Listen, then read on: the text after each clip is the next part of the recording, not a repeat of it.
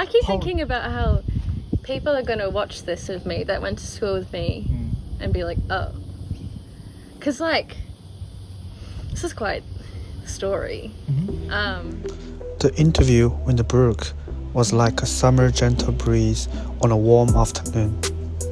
There was a sense of lightness in her mannerism, despite the weight she has been carrying and the hardship she had overcome with her mother's fatal illness.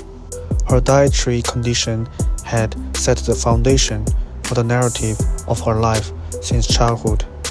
Intertwining with her complex relationship with God, it reminded me that we can never truly comprehend someone's life merely from a brief outward glance.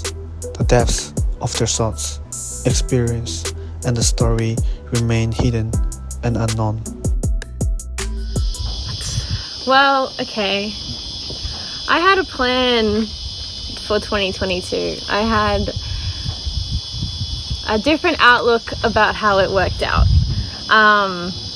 I got accepted early offer into a private psychology college with a degree in psychology and criminology, and I was excited about it, but because our ATARs came in January, I think, I wanted to wait to see if I could get into a different uni as well, but this college started the 7th of February or something, which is like a month earlier than every other uni.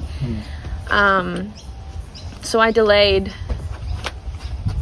my admission to that college until I think only a week before it started. So I wasn't sure I was actually going to go there until a week before. It was... I ended up going there for 6 weeks, and then I decided to defer. Basically, the end of 2021, right after I graduated, the next day, my mum told me that she had acute myeloid leukemia. What's that? It's cancer. Okay. So that changed everything. It changed everything. I did my best to go to uni, live life, but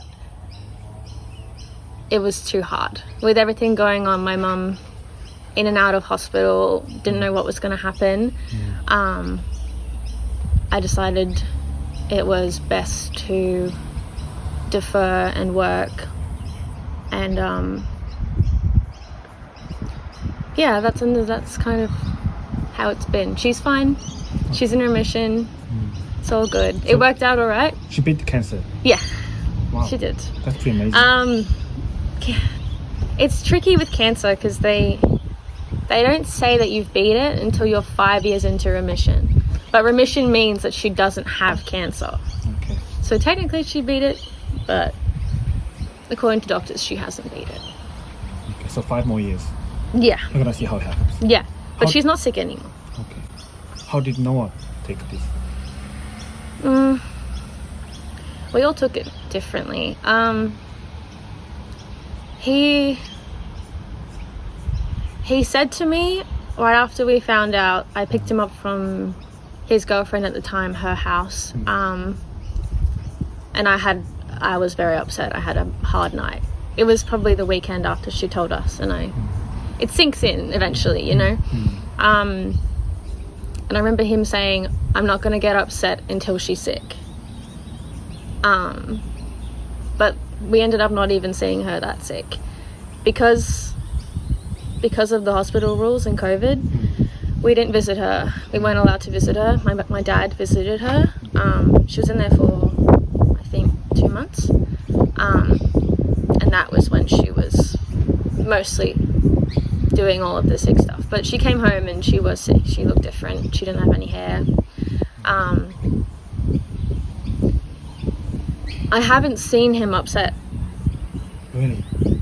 How's his grade during that time? Oh, he's fine. Grade I think, as far as I'm aware.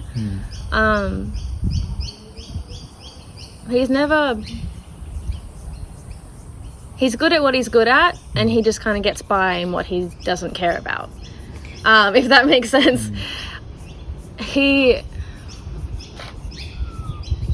he was never...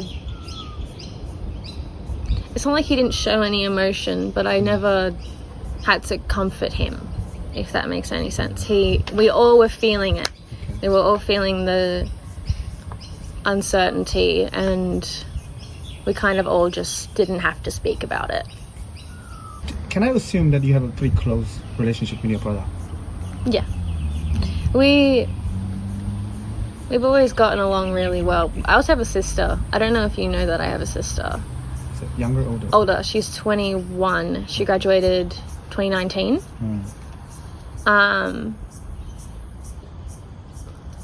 Yeah, we've always gotten along, all of us. Me and my brother are more similar than me and my sister. He's just...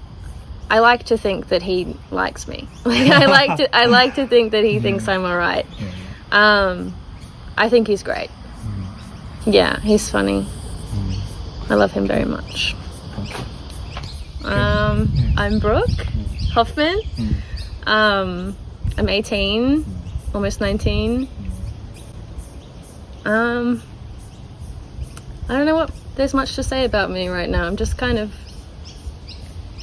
I'm about to start uni. I'm about to actually get into my life and live it. Because to talk about my mum again, because she was sick, I haven't been able to go out really.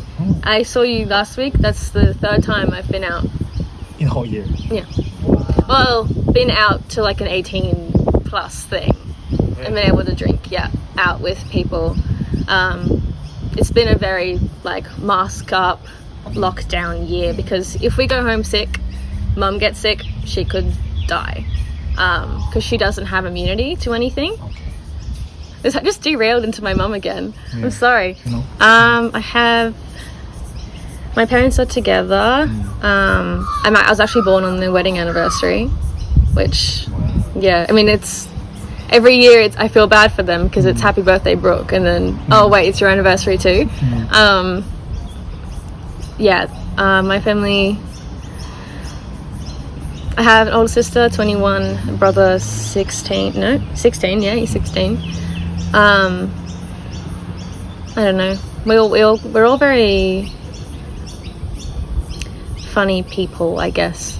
Like, we all like to goof around, especially my parents. They're very funny. I was raised in a Christian household. My mum actually was studying at Bible college before she got sick. And my dad owns a company. He owns an electrics business. Yeah. Okay. Are they ambitious for you? I'm lucky that they just want me to do whatever I want to do.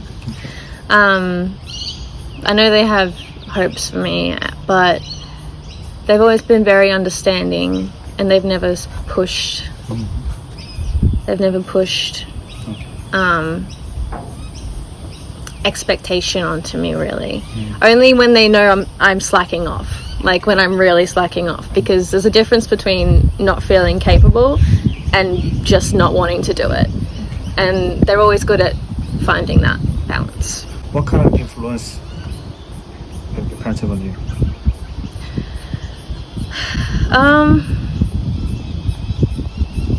I think I'm a lot like my mom. She's very strong. She just beat cancer, so you know. She's always liked to investigate things, I guess. She has a science background, so she likes to research and understand and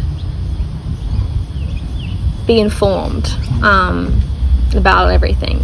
She doesn't like to make an opinion without the research behind it, and she's not a serious person. She sounds like a serious person, but she's... Science background, Bible college degree, yeah, that combination sounds like... She sounds very serious. Yeah. She's an opinionated person, but only when you talk about it. She won't outwardly... You know, she's also open-minded. I feel like I'm painting her in such a bad light. She's lovely, and I love my mum. And your father? My father, he was raised very traditional. You know, mum stays home and cooks, cleans. My nana is such a, like, you'd walk in with a small hole in your pants and she'd sew it up immediately. She's just very domestic. And my pop was a carpenter. So, you know, that was his upbringing. It was, oh my God, big fly. It was very... It likes me.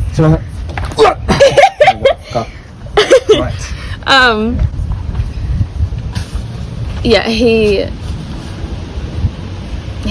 just dropped out of school at 16 to do an electrics apprenticeship, and he just has been working ever since. He's goes to work, comes home. I don't know. He's always been very light-hearted. I've always just had fun with him. He's just, I don't know. I admire my parents both very much. Okay. What are your ambitions? I don't know when I decided this. I think probably year 10 or year 11. I want to be a forensic psychologist. So I wanted to be a detective. Oh, wow. Yeah. I wanted to be a detective, and I just had an interest in psychology, and it meets perfectly in the middle. It's forensic psychology. I don't know if you know anything about it. It's describe a little bit. Basically the psychological profiles behind people who commit crimes. So my job would be profiling mostly. So if there's a crime committed and they can't find the suspect, I would look at the crime scene and I would be able to determine, based on I don't know, the way that things happened, things about that person, to build a profile of who they are so they can find them. I'd also probably be working with people who have been committed to determine if they are competent to stand trial, that kind of thing. So it's, wow. Yeah. That's a very cool job. Yes. The only problem is there is not a lot of work in that job. And it's a very long uni degree. It's a bachelor and then a master's. So it's like 6 years, 5, 6, yeah, pretty much. So I wanted to get right into it in 2022. I wanted to start it, but that's okay. Life has plans. Yeah. What are your obstacles? My obstacles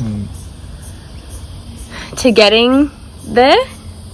Overall as well. Like, I think your mom's sickness was a big part, and it kind of overcame already. Yeah, in a way.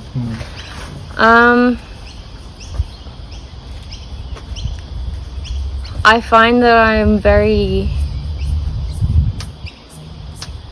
passionate about what I want to do, but I'm not disciplined.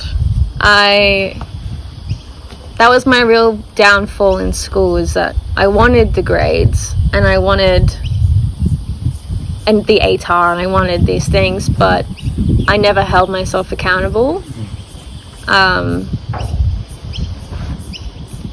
Like, I would always do my assignments last minute, and even if I didn't want to do it that way, it just how it always worked out, because I'd always be like, oh, I'll start tomorrow, like a procrastinator, but worse. And I thought that I would have fixed it by uni. I was just as bad. 6 weeks of uni and I really messed it up. I think that's something that I'm really going to have to work on, is my self-discipline. And I do it with every aspect in my life. I'll put off calling the doctor. I'll put off doing whatever I need to do until it's too late. And then I'm like, oh no. And I get stuck. It's just, I think it's probably my worst trait. What does that mean? What's successful life for you?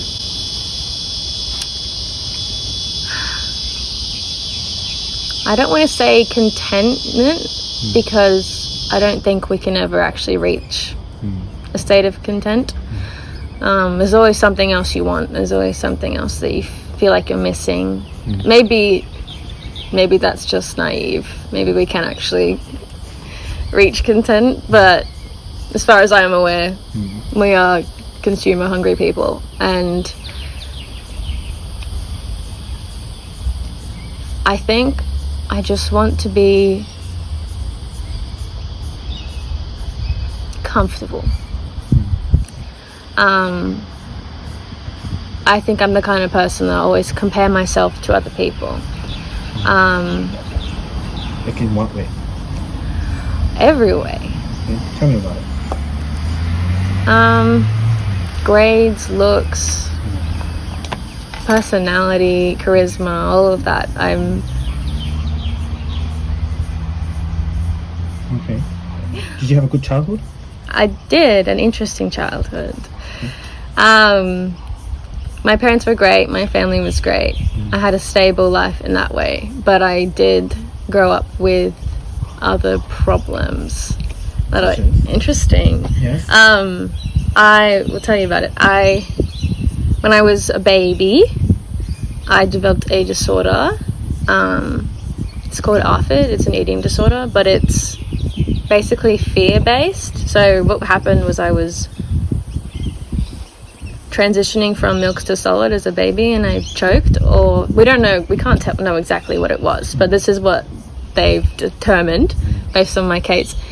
I had some kind of traumatic experience with food. I choked, or I didn't like something like that. And my brain now associates food with danger. Still? Yeah. Wow. So since I was a baby, I've had a very complicated relationship with food, and I didn't get a diagnosis until I was 13. So I did 13 years not understanding myself and thinking that something was wrong with me. So that is the real problem of my childhood, is that it stopped a lot of things that I wanted to do. Because of the fear, I guess, if I eat something that isn't safe in my brain, I will have a panic attack, a full-blown meltdown, and it feels physically impossible. So I eat very plain things. I eat plain pasta, bread, no vegetable, no meat, 2 fruits. I don't get the nutrients I need from food, and I have to get it from doctors and supplements, and that's been most of my life. Oh wow. Still? Yeah. Yes. What about drink? Drinks and desserts were never too much of a problem. I still won't eat a lot of them, but if I find it easier to try if I want to, whereas if it's like a savory meal or a dinner, it feels very difficult. Yeah. I eat less than I used to eat. Really? Yeah, I used to eat meat. I used to eat more vegetables. It's just kind of taken a decline. Oh. Yeah. Can you do something about that? The treatment is it's exposure therapy. It's making myself do it when I don't physically feel possible. And it sounds pretty, I don't think it sounds that difficult to explain that, but to me it is honestly traumatic. It's awful to I've been to my first time I tried to treat it was when I was 4. Went to a psychologist when I was 4, and then a naturopath and a different psychologist, a bunch of different people, and it was only recognized, it was only properly recognized in, I think, 2013, 2015 maybe. which means I did all of that time without a diagnosis. So they didn't really know how to help me. And the only way that they have found helps, it's the same with most eating disorders, although it's more, I think it's more psychological with body image based eating disorders. But I just have to, when I feel like I can, I have to try. And when I feel like I can't, then I don't have to. I did hypnotherapy. That was... What was it? Hypnotherapy.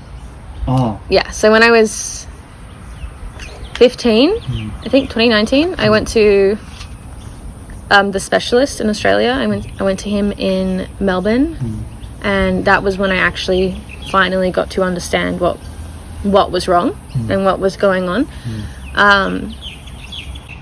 And I realized that I had other problems that were more prominent than the eating at that point, that was stopping me from really trying. I was dealing with a lot of other mental health problems, and I thought that they were more important because they were giving me less motivation. They were, you know, I was living at a lower quality of life, and I didn't care to try and fix the eating. So I kind of put it on a hold back in 2019, and I haven't tried to fix it since. Okay. What does that eating disorder affect your relationship with other people? Okay. Now that I'm older, people understand. It's not, you know, you explain to an adult the problem and they hear you and they understand because you can. Like I just explained to you and you understand. But when you're a kid and you don't understand what it is yourself, I had no idea what was wrong. I used to say that I was hearing voices. They thought I was a schizophrenic because I didn't understand. I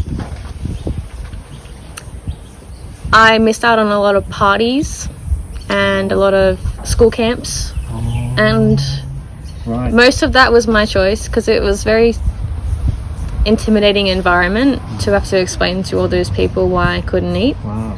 I'll tell you a pretty horrible story about a camp in a bit, but yeah, it never affected my relationship with my friends so much. People just thought I was weird, and that's okay. I don't really remember anyone causing a big fuss. It was more that I felt uncomfortable and I felt scared. The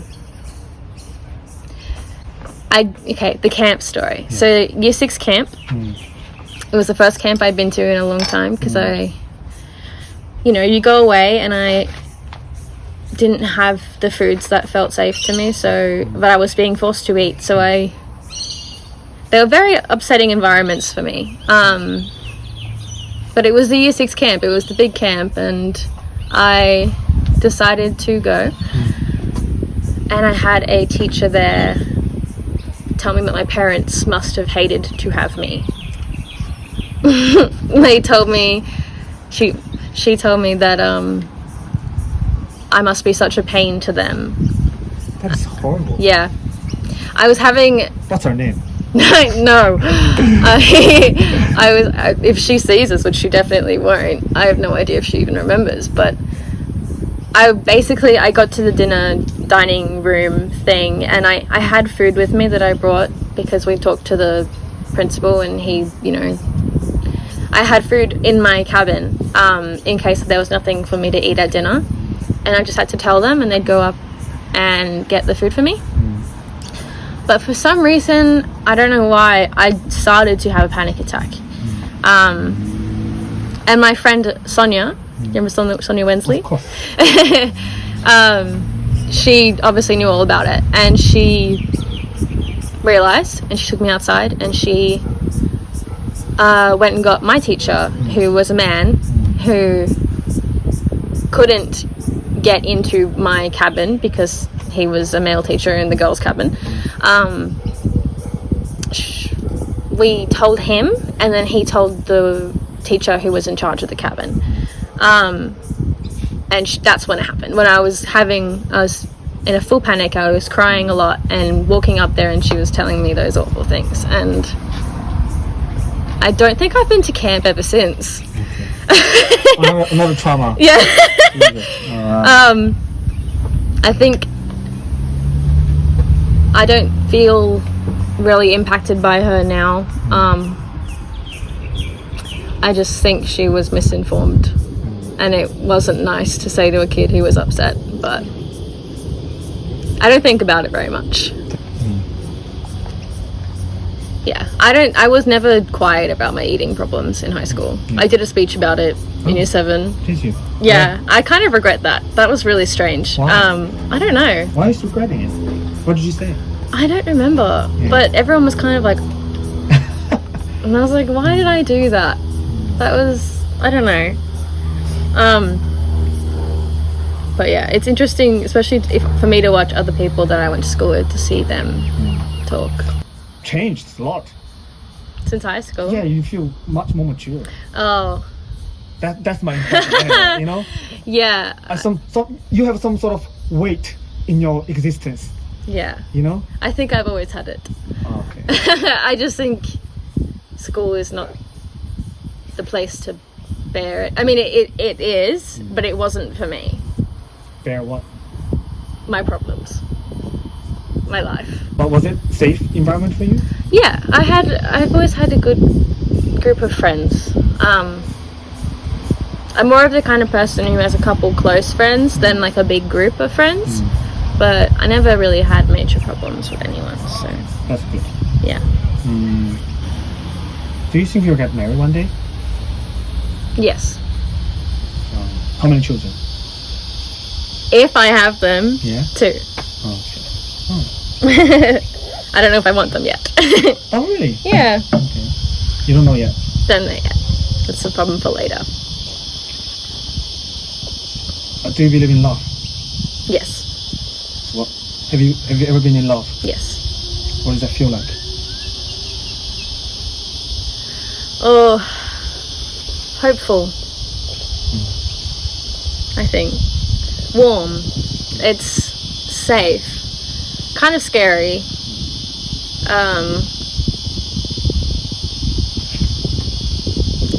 I think people are deceitful about love.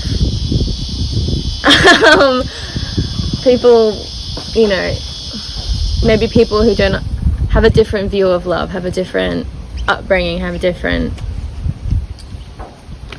I don't know, just maybe if they're a bit manipulative and a bit, you know, not great. Love is more of a weapon than a gift, I think, to those people. Yeah. Wow. It's deep. Why? What was your experience in love? I've been in love with a significant person, like a romantic person, twice. 2 different people. Don't want to talk about it too much because they will be watching. Maybe in 7 years, when you talk about it, you'll be more comfortable. Yeah. You know. Yes. But now it's okay. We can skip it. Yeah. So, what kind of quality do you look for in your partner? Patience. Patience. That's the first time I ever said that. I think I Wow. require a lot of patience. Yes. Wow. Yeah. I think that's the thing that the 2 people that I've like been seriously with, I think, especially my boyfriend now, he would say patience because I've asked for a lot of it. Wow. But it has just been a trying year, so maybe that's why. What else? You see, that attitude it's very mature for your age. Thank you. Like you're thinking that not just this moment, but you know that this is gonna be after as well. Yeah. And not just this is. I know we've just been in a relationship. It's not been long, and this is trying years, and Yeah. and the certain qualities that he shows now is probably.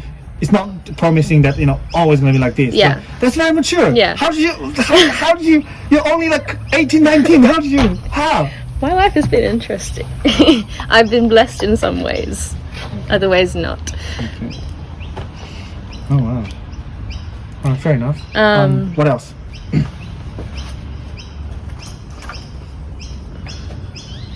Compassion, empathy, a lot of empathy.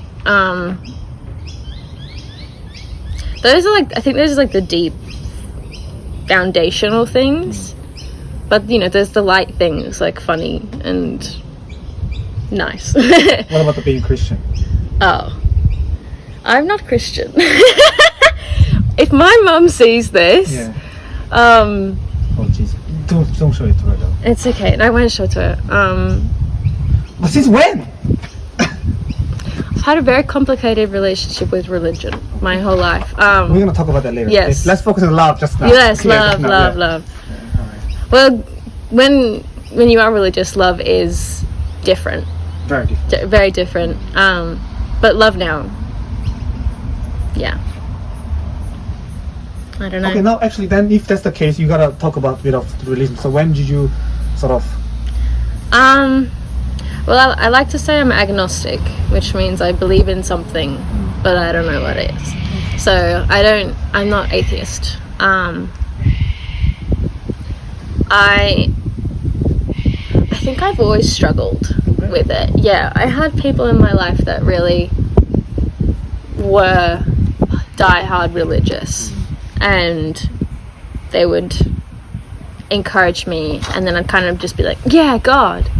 And then in my quiet time, I'd be like, I don't know. I don't know. Yeah. I was a church leader. I was a kids' church leader. Yeah. And I think that was in 2019. 2019 was a very crazy year for me, but I left that at the end of 2019 when I realized that I was being hypocritical, and it felt wrong because I wasn't sure if I believed what I was teaching these kids. And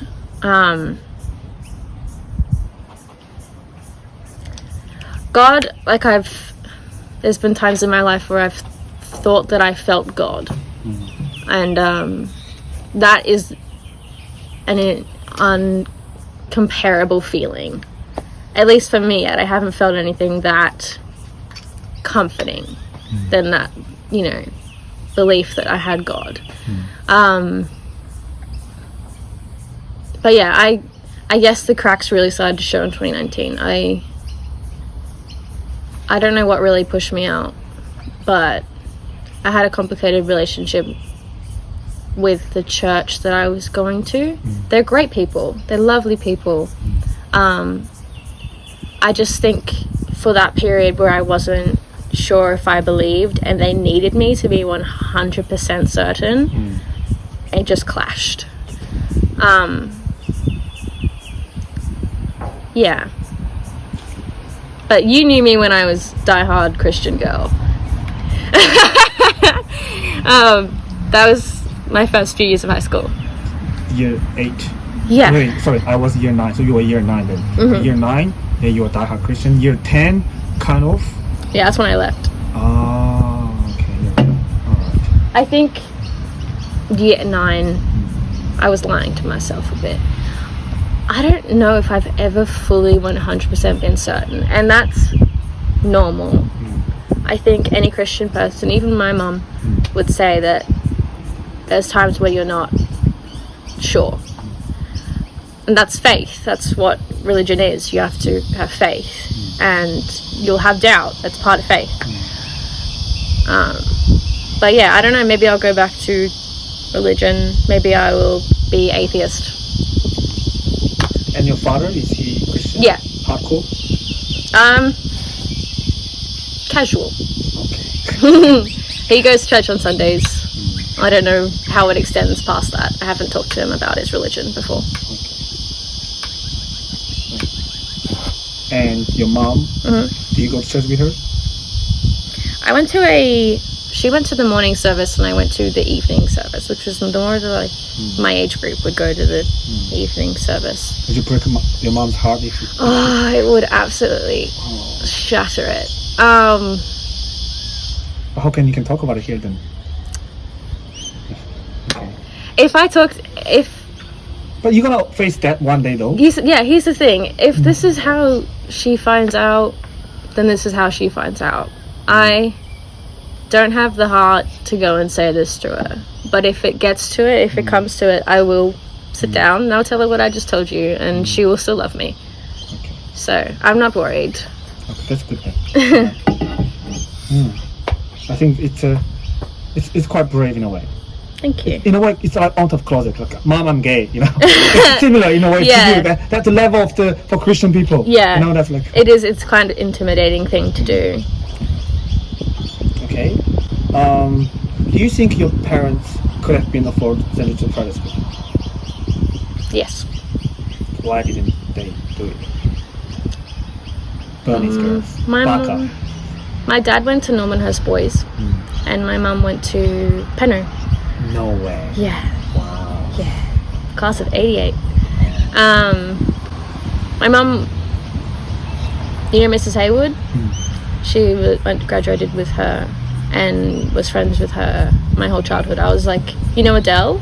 Yeah, I was best friends with Adele for like all of my childhood. Yeah, she was like, she moved schools in primary school, and that's when we didn't really see each other anymore. But like my first 5, 6, 7 years of my life, she was like my ride or die, best friend in the whole world. So every time I see Mrs. Haywood, I'm like, she reminds me of my young years. What happened later? In terms of Adele? Yeah. Oh, because she moved schools. And she's back to Penno. Yeah, but in primary school she moved to, I don't know what school it was. It had a fancy name. And she was there for most of her high school. She moved to Penno in like year 8 or year 9 or something. So I didn't see her until then. I hadn't seen her since primary school until she came to Penno. It's okay. Life happens. So why didn't they send it to the I don't know. Well, I know my parents didn't, at least my mum didn't want to send me to a single sex school. And I think she regrets not sending me to Arden, because she wanted me to be like, now she thinks that it would have been best if we were all in a religious school. What do you think? I think religious schools, kids go and they aren't religious. Like, it doesn't impact. It's just the teachers are religious. Usually it's opposite. Yeah, exactly. Most of them rebel against it. Yeah. And I don't think she... There's more true Christian in Penno than Aiden. Yeah, exactly. I don't know. I don't know why they didn't send me, but I guess... I don't know. Do you think they didn't believe in the... Ask her tonight, actually. I will ask her tonight. I'll come back next time and tell you why. Tell me why, yeah, okay. Yeah. Do you think people go to private school might have a better chance to be successful? Yes. In terms of people in the public school? Yes. Okay, tell me about it. There's a predispositioned thing, I don't know what the word is, but it's built into the schools. It's built into the ATAR system. The better the school rank, the better your mark. ATAR doesn't matter after a few years, so it's not the best example, but it's like they have a predispositioned ability to do better just based on where they go to school. And they have more opportunities, they have sports, they have like beautiful theaters they can put on. We have the hall, which is it does the job, but it's different. I've been to concerts at Pymble Ladies College and King's. Insane. It's like a full-on theatre experience, and I don't know, there's just more opportunities if you go to a private school than there is at a public school, I think. Did you do society and culture? No. Then how come you know the word predisposition? I don't know. That's a fancy word. I don't know why. I don't know. What else class difference have you experienced? I recognize the privilege that I live in, and How do you recognize it? I live in a house that has room for all of us, that my parents own. I went to a school. It's a public school, but I think it's still a good school. And all in the local area. I'm white. I'm middle class. I have enough money to live. I completely see the privilege that I was born with, just based on me, based on my life. And I think most of the people I've interacted with are on the same level as me, in class systems. And I have friends of all different races, so that's not the same thing. But in terms of class, I think I've mostly interacted with people in the same class as me. Then how can you recognize your own self if you haven't seen other people experience it personally? Where does recognition come from? I think it's just something that our generation pushes now. I've been to people's houses that have tennis courts and pools and 3 stories, but never have I had a close relationship with them. And I have had close relationships with people who rent their house and struggle with money. And I think that did change my perspective a bit about my privilege. Because when you're a kid, there's this thing where it's if you're rich, then you're spoiled. And you always, I don't know if anyone else experienced this or if it was just me, but I always wanted to be I'm not rich, I don't have an iPad. It was if you had money, then you were in the wrong.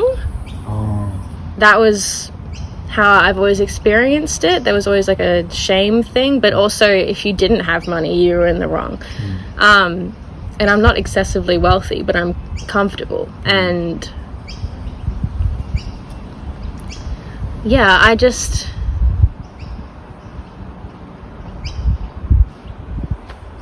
I think being in this generation,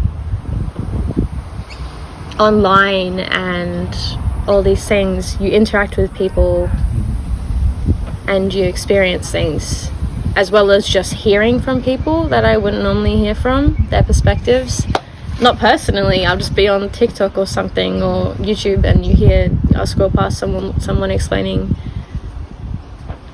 these topics, and it kind of opens your eyes. And I think there's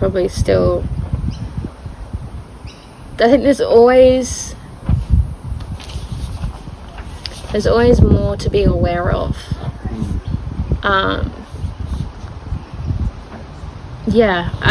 I think as I get older, I will become more aware of these problems with, classism and racism and all these things. But you kind of predicted that it's not going to happen in the future, and it really happened. Yeah. How are you feeling? Are you holding up? Yeah. Okay. I broke up with him. Oh, you broke up with him. Oh, okay. So it's not that it makes it easier, because it's still so shit, but it's a different feeling to being broken up with. I don't think have you ever been broken up? No. Exactly. I think it's a lot of guilt. It feels, someone that I love, to hurt them sucks, but I know it was the right choice for both of us. And I know that he understands why I made it. He just didn't want it to happen. But we're not on bad terms or anything. What was his reaction? He wasn't surprised. He just made sure, he was like, are you sure you don't want to just try something else? Or yeah, he was just trying to see if there was some kind of compromise, but It's too late. yeah, Okay. it's, you know, maybe we'll come back together after some time, but I think I need to be on my own. I haven't really been single since I was 14. Oh wow. Really? Yeah, my first relationship was like a bit over a year, and that ended when I was about to turn 16. And then in between him and Massimo, there was, I think, almost 6 months. But in there, it's a thing. I don't really want to talk about what happened in there, but I wasn't really by myself either. There was someone else who was not a very nice person. How are you feeling about being single now?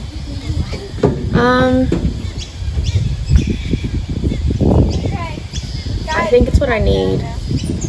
What's that like compared to being in a relationship? It's weird to not talk to someone every day.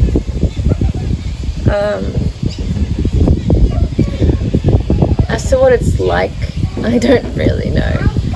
It's been a long time. My relationship was very relaxed with my now ex-boyfriend. It was 2.5 years. Long time. But I never felt like I was trapped. And I have changed a lot and grown a lot in that time with him in a healthy way, and so did he. It's not like he held me back or anything. It's just that, you know, I need to figure out who I am now as an adult on my own. And I hope that we can stay on good terms, because I love his family. I love his family. I'm gonna miss them so much, and his friends and all of that. It's not even just the loss of him. It's the loss of the whole Community. Yeah, our whole lives together. Are you a kind of person who would text in the morning, say good morning, and then good night almost always? To my partners. Yeah. Yeah, I don't feel the need for it. Like, I don't feel like I wouldn't be upset if they didn't text me in the morning. But yeah, that's what I normally do, because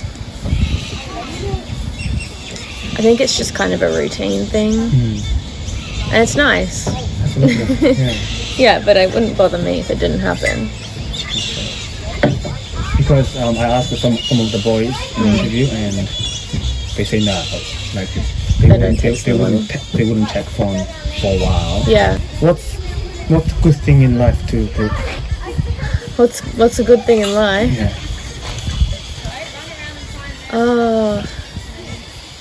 Life is filled with many good things. Tell me about it. I mean, people. Some people are the worst. Like, you can't ignore the fact that there are psychos out there, but like, we're made to love, and it's a beautiful thing to connect with other people in many ways, you know, family, friends, relationships. There's all these different kinds. What else? Any object, concept, ideas? Well, I don't belong to a religion, but I think religion's really lovely as well. It gives people so much hope and a sense of purpose and a place of belonging. You know, you can go to church and you can have a community, and as long as it's not hurting anyone and religion is just taken as a peaceful thing, I think it's beautiful.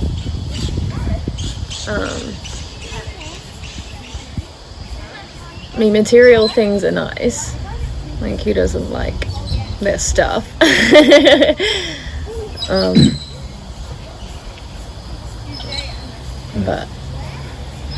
But do you think you're kind of person who needs a lot of stuff? No, yeah, like material things. You need to make sure you have enough money, not enough, just slightly more than enough, things like that. I wish that I had less. Like I think I wish I didn't want for things, if that makes sense. Things that are unnecessary. So what do you really want? Right now I want clothes. I'm trying to change my wardrobe. But I shop secondhand now, mostly. Much as I can. Yeah, I wish that I didn't care so much about that stuff. About what I'm wearing and what other people think about what I'm wearing, and it really doesn't matter, but it matters to me. I wonder, because of you lived a very Christian life, that kind of discipline for a very long time, and that sort of lifestyles and values and things still remains in you. I don't think so. Like you said, people are made to love, and I think that's, in a way, it's quite Christian way of thinking. And Actually, that is, hey. Yeah, and the fact that you feel slightly guilty about having too many pretty clothes, and I think that's also, in a way, sort of like Christian value-based thing. Well, I guess maybe I do. Well, I wouldn't be surprised if I've internalized a lot of stuff from religion, because it was my childhood, it was taught to me.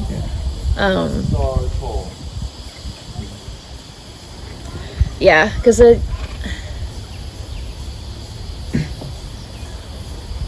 there's stuff in the Bible, like, do not, oh my god, let me remember what the commandment is. If I can remember the commandment.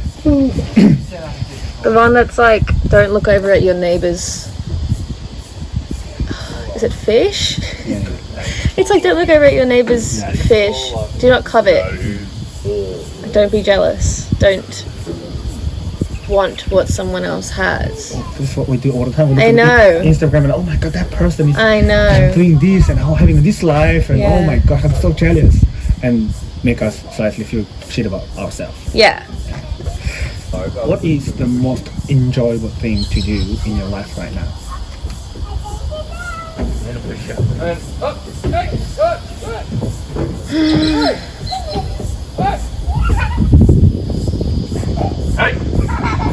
Probably my friends. Too fast for me.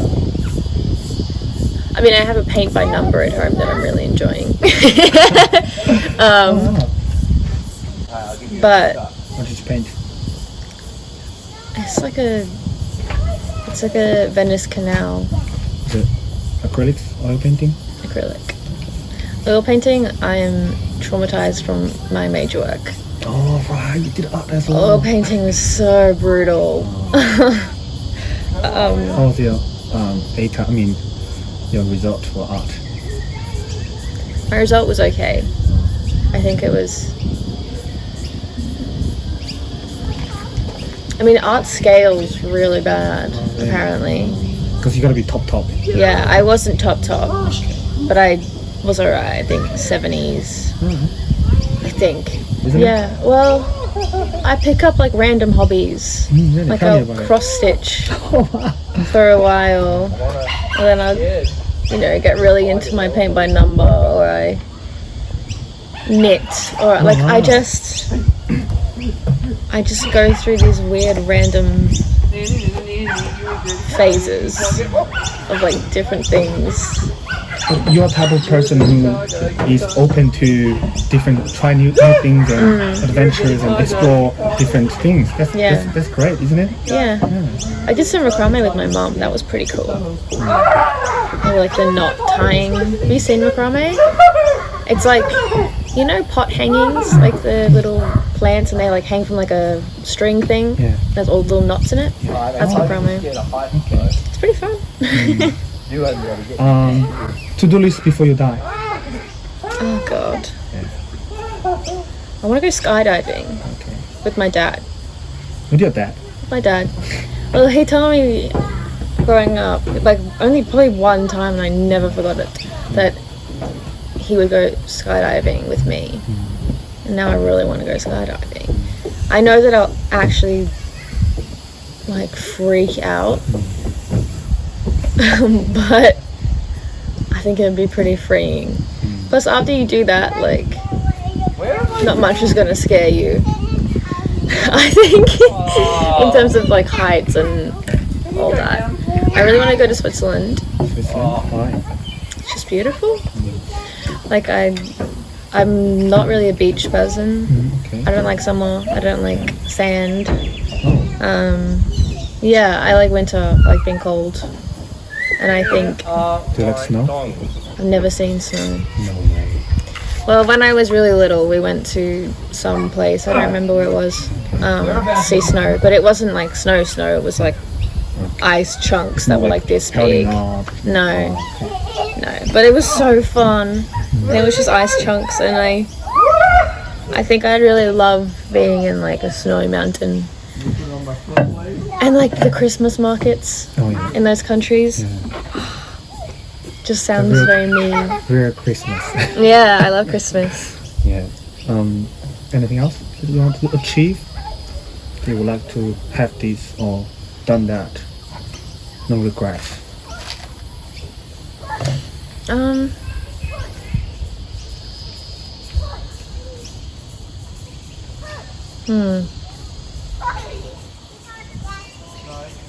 doesn't want to have to walk on the ground. Okay, I know that was fun. I'm not sure. Daddy doesn't want to have to walk on the dirt. I think I need to write these things down. That's a good idea. Because I'm not sure right now. So yeah. Well, I don't know if I'll do it, but I always wanted to move to England for 2 years. In my 20s. My mum did it. Yeah, she loved it. And I don't know. I just have always wanted to do it as well. Are you from England No. originally? No. What's your family stories like? Well, I'm quite Australian. I go all the way back.